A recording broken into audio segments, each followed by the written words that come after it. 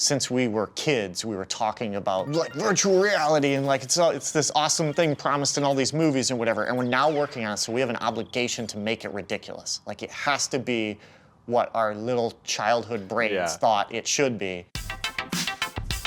Let's go. Do I need my monkey spacesuit? To me, the most exciting time to be working on something is when it's not figured out yet.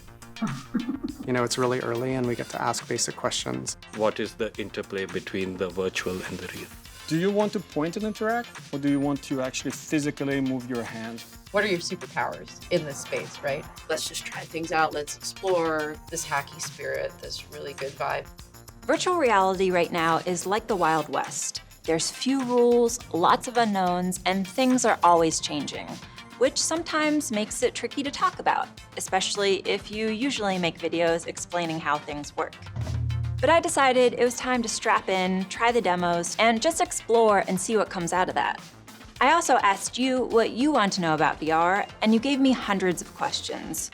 So, fueled by these questions, as well as my own, we'll be teleporting across Google in a 2-part series to explore what's possible with VR today. Our journey starts at Daydream Labs, a rapid prototyping effort within Google VR. I wanted to get into VR when I applied for college 20 years ago. All of my college applications said I want to do virtual reality. It was like 12 polygons, solid color. It was pretty darn basic, and it made everyone sick, but I was like, that's what I want to do. Everyone's getting sick, but something about that's cool. It's just something about that experience. It's just like the idea of being immersed in a world to that level. I wanted to be part of that.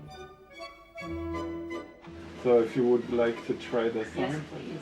For any VR naysayers, we created this experience to demonstrate that you will feel a sense of presence. Okay. So if you look up, you'll see all the diving boards here. There's the tallest one at 50 meters? 50 meters. And so now this is the 3-meter board. Oh, and I should say, in this experience, you can't fall. If you walk off the edge, you'll just hover. Now, we had that version, and it was terrifying, so we disabled It is terrifying. Oh my God. Here's the warning. The way people fall over in VR is by grabbing for a railing that's not there. Yeah. So don't grab the Wow, railing. my heart. We've actually done more than 100 prototypes. Every week, we just pick something new and crank on it. Maybe one week we're looking at what makes for a comfortable reading experience. Another week might be testing a game or looking at mixed reality or new ways to bring a real camera into a virtual world. Google Earth was looking for sort of like, hey, what would you, like if you could build something on top of Google Earth, what would it be?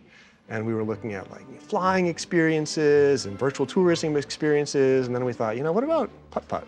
You can like putt-putt through Central Park and into Meteor Crater. And that was so freaking fun.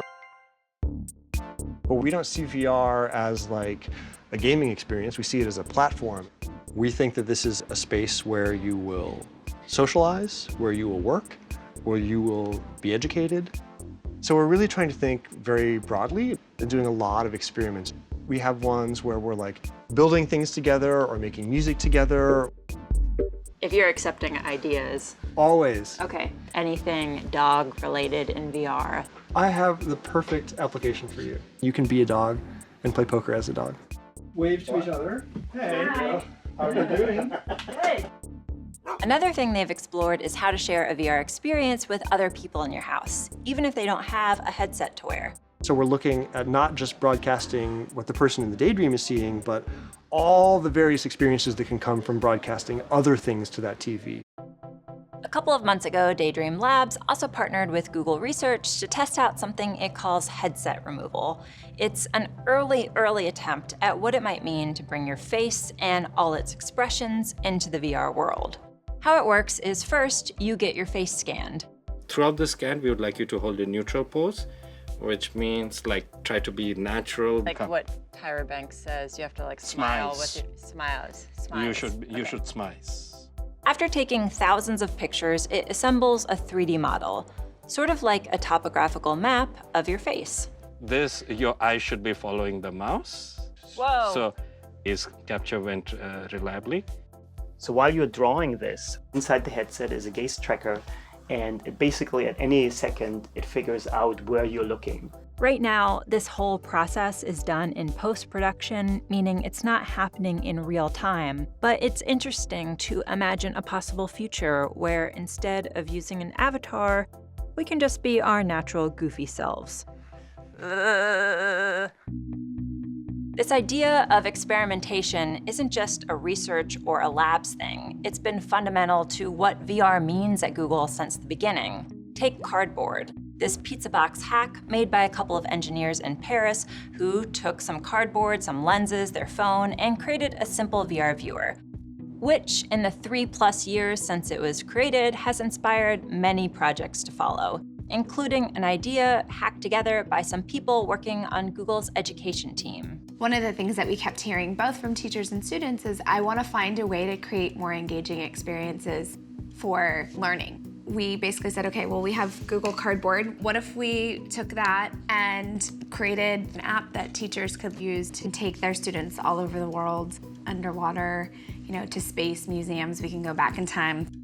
After building a prototype, the expeditions team worked with students and teachers for nearly a year, learning how to improve the app and what made a good experience. We had a whole expedition on the eradication of Ebola in Sierra Leone.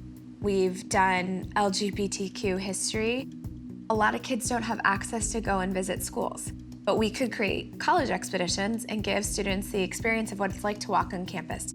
2 years later, they've created more than 600 VR field trips, taken 2 million students on an expedition, and they just started a new pilot using augmented reality. When I went into making this episode, I was sort of neutral, maybe even a little skeptical about VR. But after trying out these demos and especially talking with the people working on this right now, I have a deeper understanding for just how early it still is. Virtual reality and augmented reality are both so new that we're still laying the foundations. We're starting from what we know. We're taking experiences and we're adapting them in ways that we know how, but as time goes on, both in storytelling in VR and also in applications with VR, we're going to build up this new vernacular. Everyone I talk to is deeply passionate about creating more compelling and immersive experiences, but knowing exactly how we get there and how we solve the hard problems that block the way are still open questions. 5, 4, 3, 2, 1. Bananas! Thanks for watching, and stay tuned because in part 2 of this series, we'll be exploring all the new ways that people are using VR to create things, including me doing a chicken dance. Also, make sure you visit this video's description because I have packed it full of links to different VR stuff that you can check out, even if you don't have a headset. Okay, that's all from me for today. See you in a couple of weeks in part 2, and I'm gonna get back to my 360 cat video. Aw.